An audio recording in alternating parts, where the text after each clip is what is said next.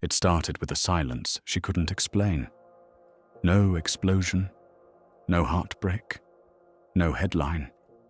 Just an ordinary evening in New York City, blinking streetlights, the low hum of distant traffic, and the soft thud of her boots against the rooftop gravel. Everything around her pulsed with movement, but inside, stillness, a heavy, aching kind, the kind that doesn't shout but gnaws.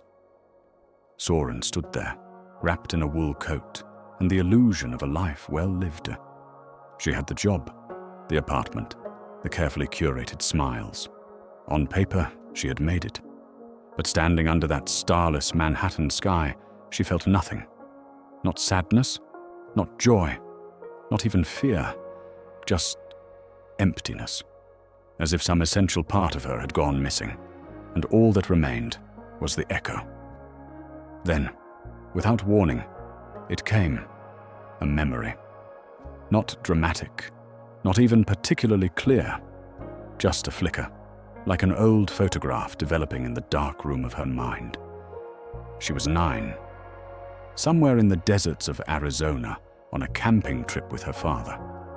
The world then had no clocks, no screens, no metrics, just sky, an ocean of stars too massive for her little lungs to hold. She remembered lying on her back in the sand, breath caught between wonder and overwhelm, whispering, "Why do I feel like this is home?" That moment hadn't returned in decades. It had been buried under deadlines, polite conversations, and the soft hum of capitalism, promising her that fulfillment lived just one promotion away. But now, here it was, alive, glowing at the edge of her awareness. A crack had opened. Something inside her had remembered something the world had spent years trying to make her forget. And if you've ever felt it, that sudden pull towards something deeper, wordless, ancient, then this story is yours too. Before we go any further, if this is stirring something in you, take a second now to subscribe. It helps us continue creating high-quality content that speaks directly to the soul. Your support gives this work breath. Now, back to the silence. Because what happened to Soren didn't start on that rooftop. It started the day she was taught to forget who she was. It began when she first sat in a classroom and learned that asking questions had rules, that wonder had boundaries, that silence was not sacred, but uncomfortable, that curiosity was cute, but obedience was rewarded. It began with small things. Stand in line, raise your hand, say the right answer, color inside the lines. Be good, be quiet, be approved. And over time, she learned. She learned how to perform rather than be present, how to achieve instead of feel, how to follow instead of listen. The world, after all, does not thrive on awakened souls. It thrives on compliant ones. By the time Soren was 20, she had forgotten entirely. Forgotten that she was born with a compass no one could teach her to use. Forgotten that the universe wasn't outside her, but inside, in her breath, in her pulse, in her dreams. And so she chased what everyone was chasing, the next degree, the next job, the next title, the next promise of wholeness. But none of it ever arrived. Not really, because the one thing she needed had been buried so deep, she didn't even know it was missing. Her truth. And she is not alone in that. The system we were born into is precise. It's brilliant in its design. Not because it's evil, but because it's efficient. Its goal isn't to crush you. It's to distract you, just enough that you never stop to ask, is this really who I am, or just who I was trained to be? It's not violent, it's polite. It teaches you how to be useful, not sovereign. To conform, not create. To consume, not remember. And the most dangerous part is, it does it so gently, so cleverly. that you don't even realize it's happening. From the first breath, the noise begins.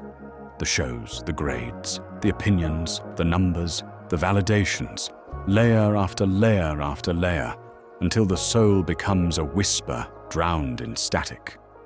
But if you're listening to this, there's a good chance your whisper has grown louder.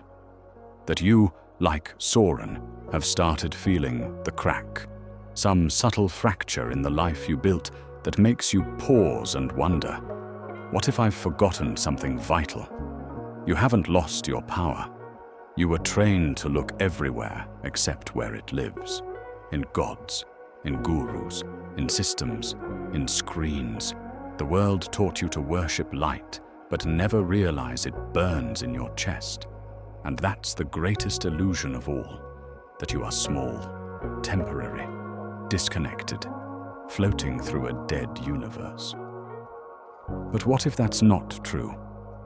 What if the emptiness you feel is not a sign of deficiency, but a symptom of forgetting? What if you were designed to remember? That night on the rooftop wasn't the start of a new journey for Soren. It was the end of an old one. The end of outsourcing her authority. The end of measuring her worth by output. The end of performing for a system that never saw her wholeness to begin with. She didn't become enlightened. She didn't float away on a cloud of bliss. She just stood there and cried for everything she had abandoned inside herself to fit a mold that was never made for her. She cried for the girl in Arizona. She cried for the silence she had filled with noise. She cried because something was returning, and it terrified her most beautifully. If you're there now, on your metaphorical rooftop, staring at a life that no longer feels like yours, this is your sign. Not that you're broken, not that you've failed, but that your soul is stirring, and it's asking you to remember the part of you that knows how to listen, not just hear, how to feel, not just function, how to be, not just produce. Because before the world told you who to be, you were something wild, something luminous, something vast, and that self, it's still there, waiting, not for the right moment, not for the perfect plan, just for a pause, a single breath of willingness to turn inward and ask, what if I already am what I've been searching for? In the parts that follow, we'll walk deeper into this remembering. We'll uncover the teachings that were never meant to be doctrine, but living wisdom. We'll explore what it means to carry cosmic power, not as a concept, but as a way of being. But it all starts here, with the crack, the silence, the ember. So take a breath. The veil is thin, and on the other side of forgetting is the fire that never went out. It didn't make sense, not logically, but logic had already begun to lose its grip on Soren. She had returned from that rooftop evening, changed in ways she couldn't explain. The crack that had opened inside her hadn't closed, it had widened. Not painfully, but insistently, like something within her had tasted light and now refused to go back into the dark. She tried to return to her routine, to the structure and busyness of her life in New York, but it no longer fit.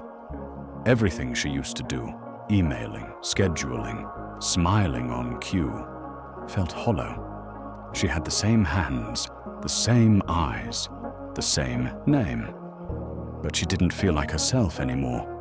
Or maybe, for the first time, she did. And then the word started showing up. Hermes. First on a subway ad for a luxury brand. Then again, in a podcast she wasn't even planning to listen to. Later, in a dream, she saw the word carved in stone, glowing faintly beneath layers of dust. Hermes, messenger, alchemist, bridge between worlds. She didn't know what it meant, only that it stirred something in her that was older than thought. Late one night, unable to sleep, she typed the name into her search bar. One link led to another.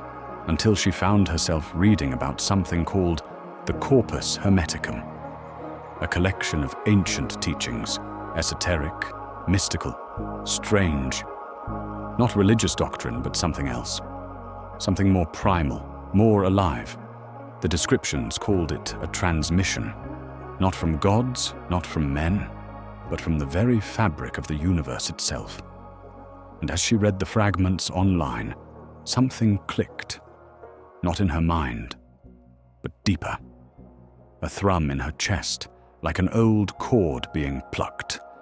There were 35 teachings, 35 truths buried beneath centuries of silence, encoded in symbols, preserved not for the masses, but for the ready.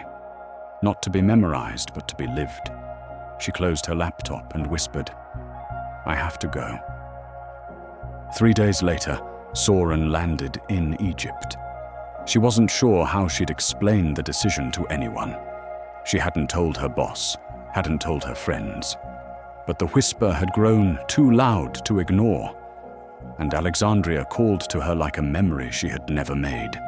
The city hummed with a rhythm that pulsed just beneath the modern surface. Markets bustled, cars honked, but underneath it all was a stillness, a kind of ancient breath that moved through the stones, through the sea, through the soles of her feet. She went straight to the Bibliotheca Alexandrina, the modern twin of the legendary Library of Alexandria that had once housed the wisdom of the known world.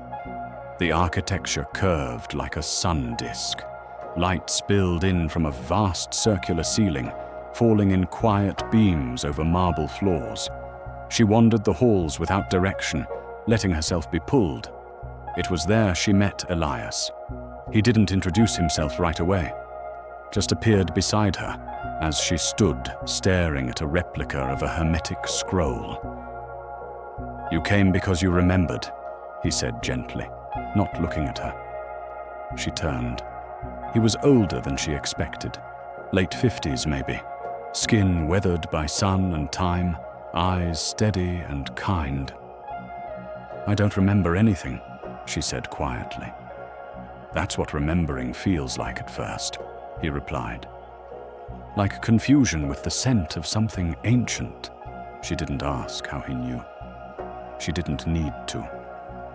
He led her through the library's quiet halls to a secluded reading room. In the center, placed reverently under glass, lay a translated copy of the Corpus Hermeticum. She leaned in. The ink looked like it was breathing. Elias unlocked the glass case without hesitation and handed her the text. "They're not rules," he said. "They're frequencies." She didn't understand what he meant. Not then. But she opened the book, and it was as if the pages weren't being read. They were reading her. The words didn't explain things. They awakened things. She turned to the first teaching, "All is mind."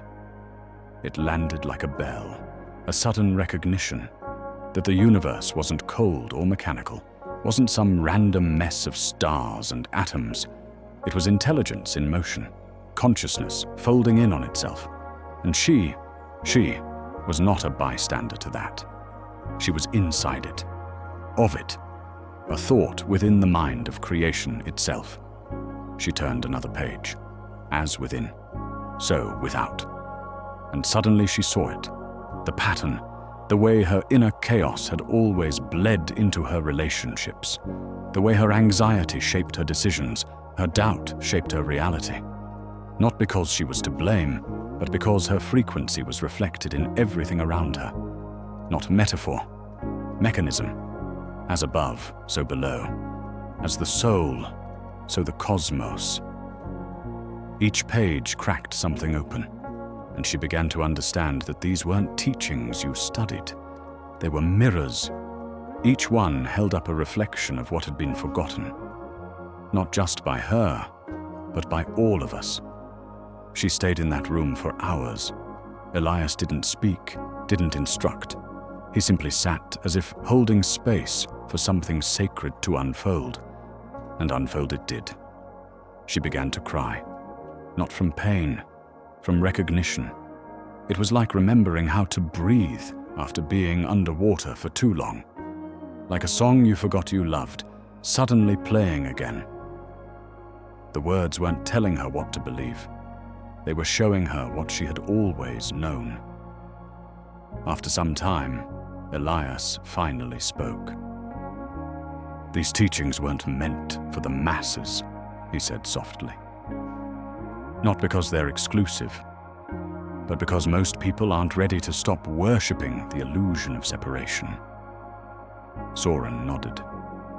She felt the truth of it in her bones. The world trains us to believe that power lives outside us.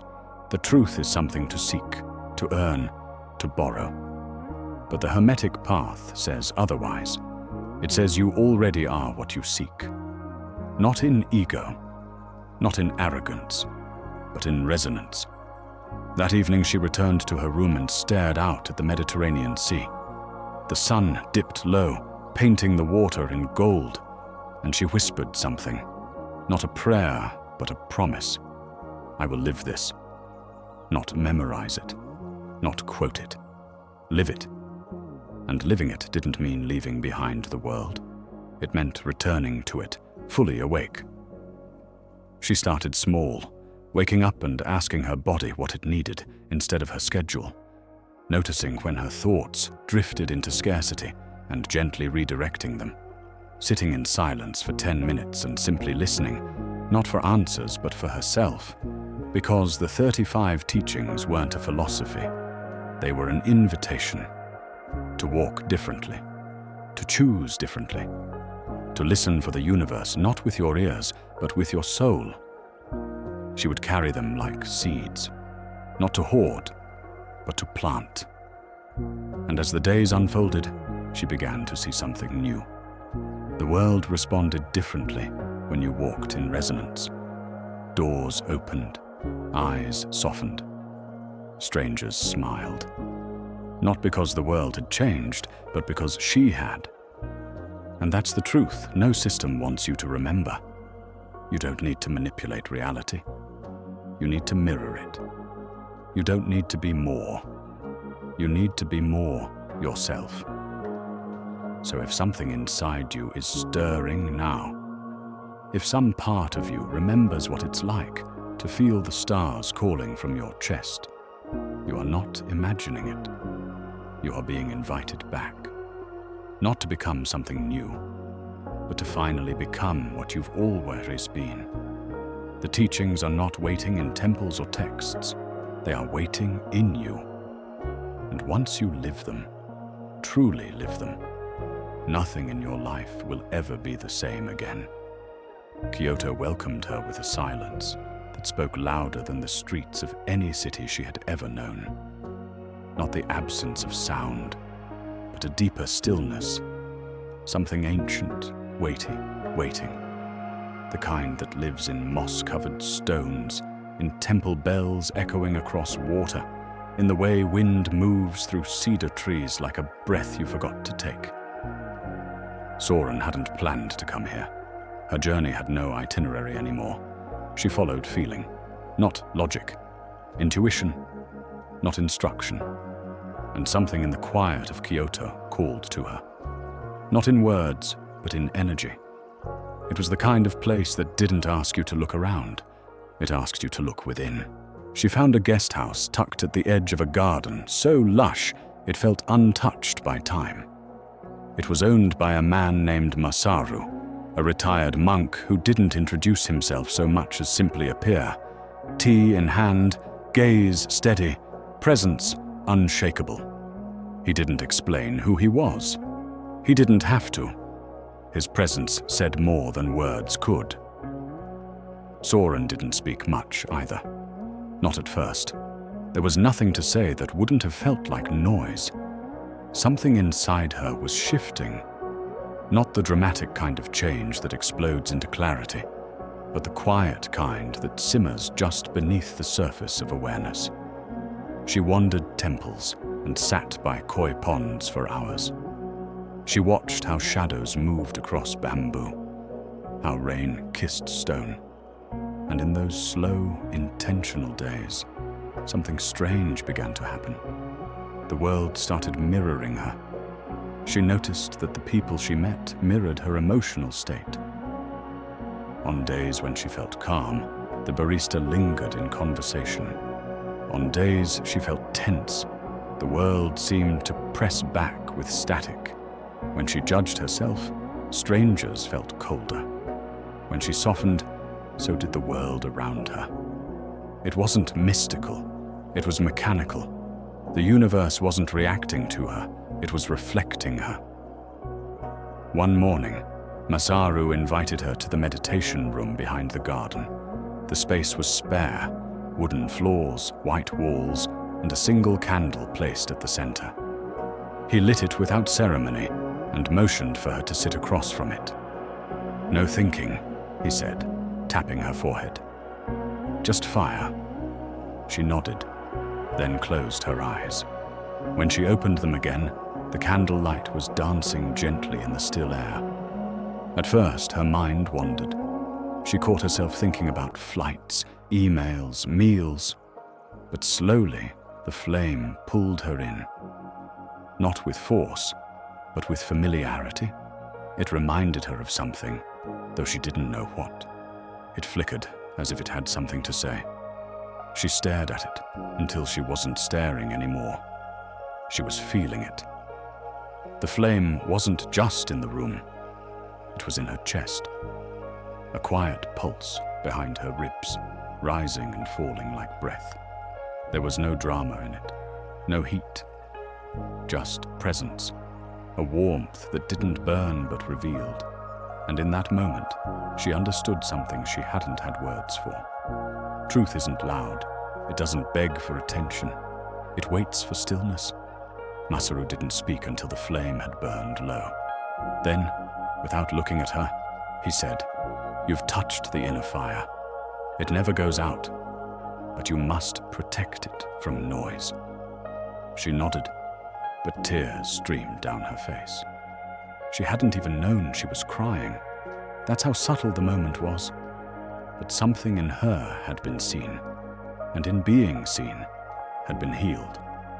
Later that evening, as the sky turned soft over the tiled rooftops, Soren returned to her room and stood before the full-length mirror. Not out of vanity, not out of habit. Something drew her there. She wanted to look, not at her clothes, not at her posture, but at herself. Her eyes stared back, and for the first time in a long time, she didn't look away. She saw all of it, the version of her who had hustled for love, the one who had silenced her truth to be palatable, the girl who had once believed that worth was something you earned instead of remembered. They were all still there, layered beneath years of performance and perfectionism. But now, she didn't hate them. She didn't judge them. She forgave them. The mirror didn't show flaws. It showed layers, masks, versions of herself that had once been necessary, but were no longer needed. And in seeing them, she let them go. That night, she wrote only one sentence in her journal. "Everything outside of me is speaking to what lives inside of me." It changed how she saw everything. The Hermetic principle of reflection was no longer a concept. It was her life. Her thoughts were painting her reality. Her emotions were echoing through the field. Her beliefs were shaping the world around her like fingerprints in clay. The idea wasn't new. She'd read about it in Alexandria.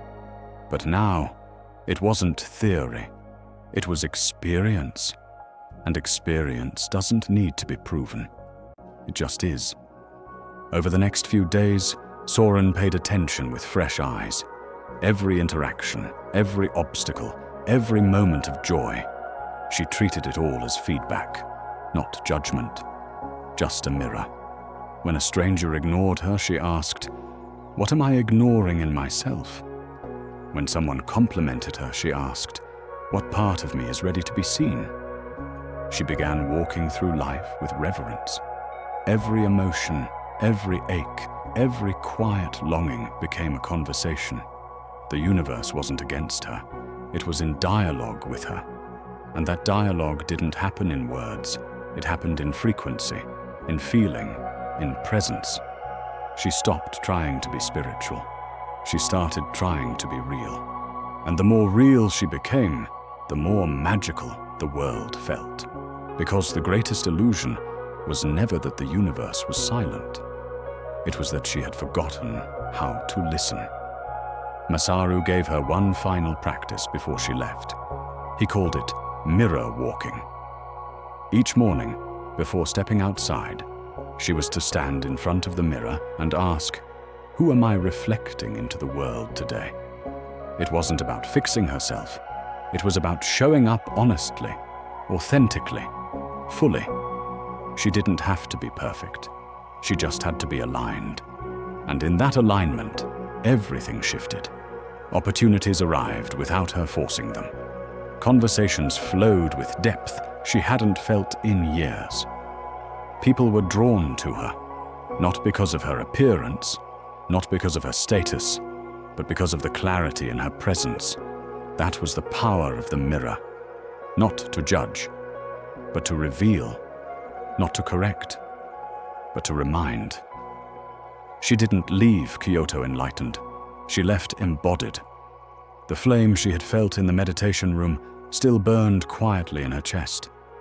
And now, she knew how to tend to it. With awareness, with honesty, with space. The truth wasn't something she needed to find. It was something she had to reflect. Because the world was always mirroring something. And now, she was ready to see it. Not as punishment, but as the most profound invitation of all. The mountains had a way of stripping you down. Soren didn't arrive in Machu Picchu with a map. By this point, she had stopped trying to control the course of her journey. The more she tried to plan, the more the universe seemed to reroute her, always toward some deeper confrontation with truth. So when the train climbed into the sacred valley and the clouds parted to reveal jagged stone wrapped in mist, she wasn't surprised that her chest tightened with both fear and awe. Something was waiting here, not outside her but within. The climb to the citadel was steep, but the real elevation happened inside. The moment her feet touched the ancient steps, it felt like walking into a threshold that had been calling her for lifetimes.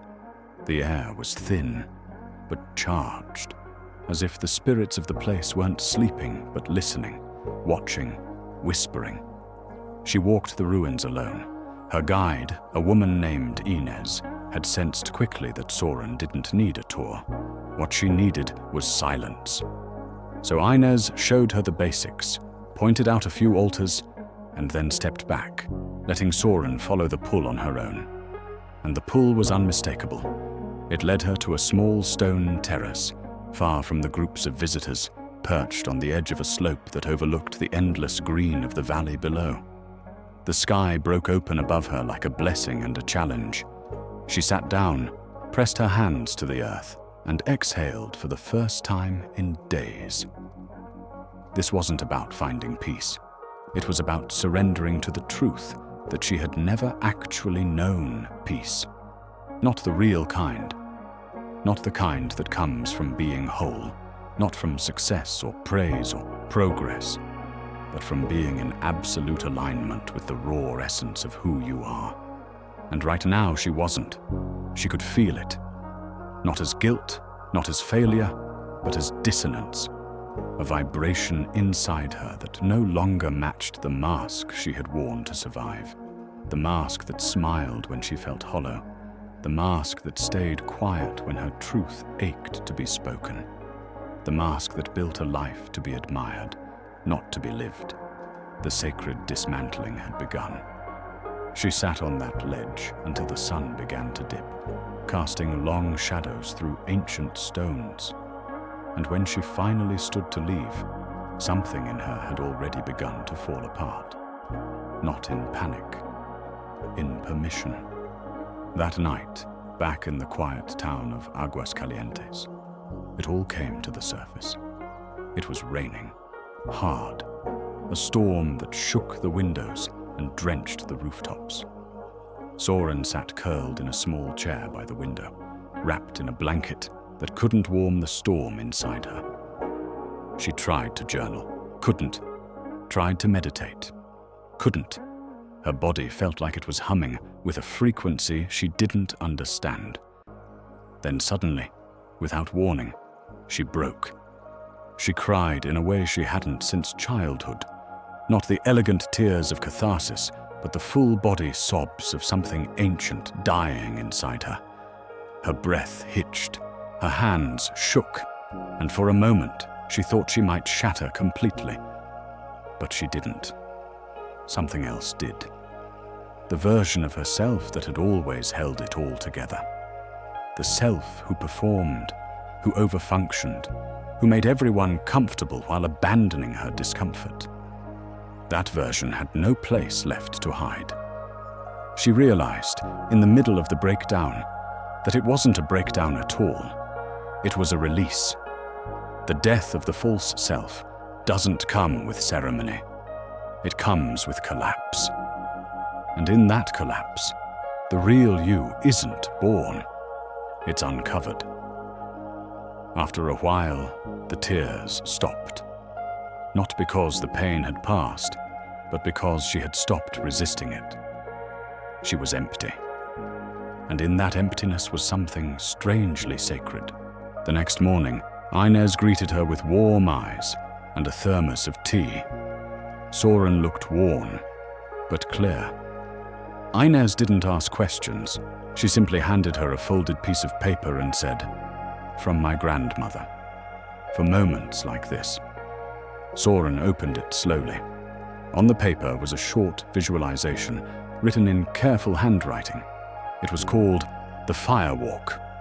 In the vision, she was to imagine a path made of glowing embers.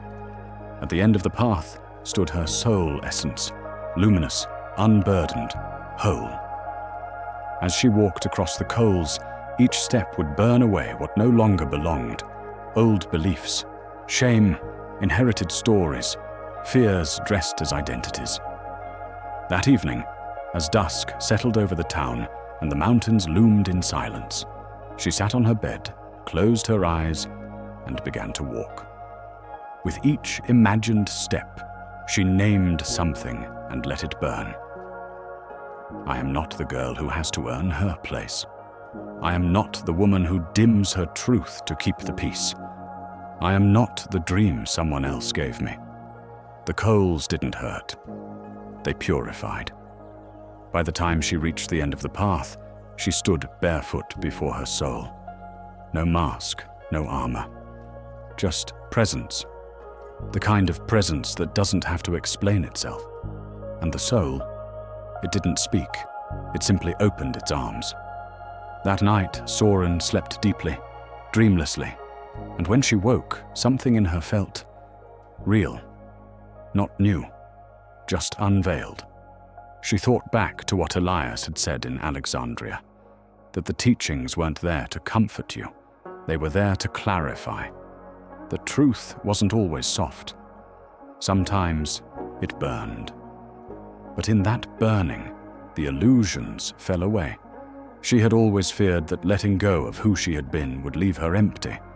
But what she found instead was space, room to breathe, to rebuild, to remember. Because the false self cannot carry you into a true life. And the ego doesn't die because it's evil.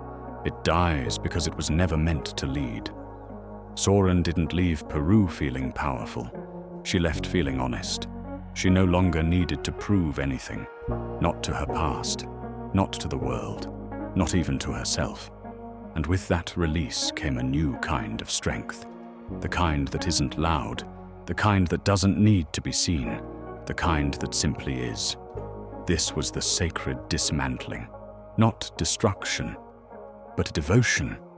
The willingness to stand in the fire of who you're not, so that who you are can finally rise. Sedona didn't greet her with fanfare. There was no dramatic moment, no lightning bolt revelation, just a strange and quiet sense that she was exactly where she needed to be. The red rocks rose around her like ancient guardians, weathered, still, humming with a frequency she could feel in her bones. Soren arrived carrying less, not just in her suitcase, but in her being. Peru had stripped away what no longer served her, not with cruelty, but with clarity. She had let go of versions of herself that had carried her this far, but could carry her no farther. What remained was raw, honest, and alive. Not a finished product, a beginning. She rented a small adobe casita just beyond the edge of town. Nothing fancy. A bed, a table, a wide porch with a view of Cathedral Rock. Every morning she watched the light climb across its surface like a slow unveiling, and every evening she let it disappear behind her breath. She didn't come to Sedona to retreat. She came to return. Return not to what she had been, but to what she was meant to be all along. Not as a seeker anymore, not as someone climbing the next step, but as someone who understood the climb had never been the point. Her first few days were quiet. She walked the land, let the silence speak, let her feet touch the red dust as if the earth might remember her before she remembered herself. She sat by the creek and watched water carve stone without effort. She began to see her own life like that. Soft persistence, shaping everything, not with force, but with flow. Something was shifting, but now the shift didn't scare her. She didn't need proof or permission. She no longer mistook the unknown for danger. It was just space, space for the truth to expand. And that's when it began to happen. The reflections, not the kind she had encountered in Kyoto, where her inner world echoed through events and faces. This was subtler. It wasn't just that the world responded to her. It began to resonate with her. Strangers opened up to her in coffee shops with no explanation. A lost dog followed her for blocks as if she were a lighthouse. A shopkeeper paused mid-conversation, touched her wrist and said, "I don't know why, but I feel like I've met you before." She didn't try to explain it. She knew what was happening. She was becoming the signal. Not a signal to broadcast, a signal that existed simply because she had cleared the static. She had stopped trying to be impressive. She had stopped performing clarity. Now, she lived it. That's the thing about truth. When it's real, it doesn't need to speak loudly. Its very presence shifts the room. She wasn't more enlightened. She was more present. And in that presence, the teachings she had carried through every land finally stopped being teachings. They became breath. They became how she moved, how she responded, how she rested. She began each day with a question, not a task. What would it mean to live today as someone who remembers they are divine? She didn't try to answer it. She let her actions respond. She took her coffee slowly. She let the morning light linger on her skin. She wrote without the need to publish. She listened without the need to fix. She spoke only when the words felt aligned with the stillness inside her. People noticed, not because she was loud, but because she was real. And in a world built on noise, stillness becomes a revolution. She started calling it quiet coherence. That place inside where her thoughts, emotions, and actions all lined up, not perfectly, but truthfully. That's what resonance really is. Not a performance, a pattern, one that life begins to respond to in kind. The more she lived in coherence, the more life unfolded without resistance. She didn't hustle. She didn't strategize. She allowed. She aligned. And what arrived wasn't what she had once wanted. It was what her soul had always been calling for. An invitation to write, yes, but not for exposure, for meaning, a platform that found her without her chasing it. An editor who said, "We don't need you to fit into a box, just be who you are." An old friend called unexpectedly. They hadn't spoken in years, but the timing was perfect. They were on a similar path now. They shared notes, memories, laughter. It felt less like a reconnection and more like a reunion of purpose. That's how synchronicity works. It doesn't operate on convenience. It moves through resonance. You don't chase alignment, you become it. And once you do, life meets you there. One afternoon, as the sun began to dip behind the cliffs, Soren walked into a small cafe she had passed by a dozen times, but never entered. She ordered tea, took a seat by the window. A woman sat at the next table, maybe mid-40s, wearing a soft scarf and a gaze that seemed to carry questions.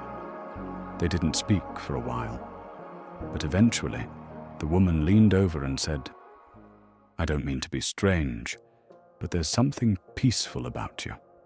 I've had a hard day, and just sitting near you, I don't know. It helps." Soren didn't need to respond with philosophy or wisdom. She didn't need to explain what she had been through or where she had been.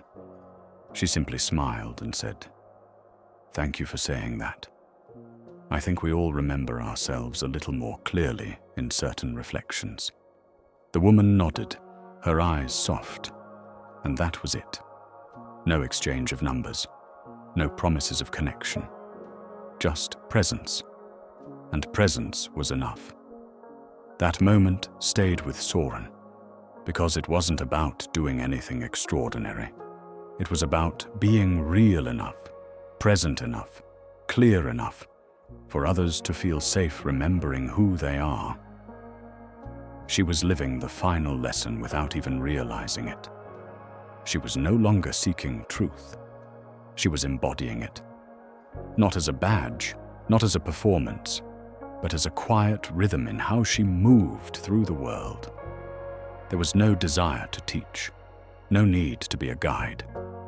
But she understood now why the Hermetic teachings were never meant to be memorized. Because memorization creates knowledge. But embodiment creates change. She had stopped trying to change the world. She had started living in such deep truth that the world around her couldn't help but respond.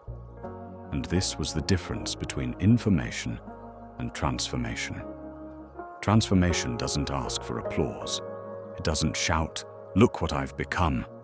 It whispers, "This is who I've always been." She knew now that there would be no end to the journey, no final plateau where the work was done. The spiral would continue. The mirror would still appear. The flame would always need tending.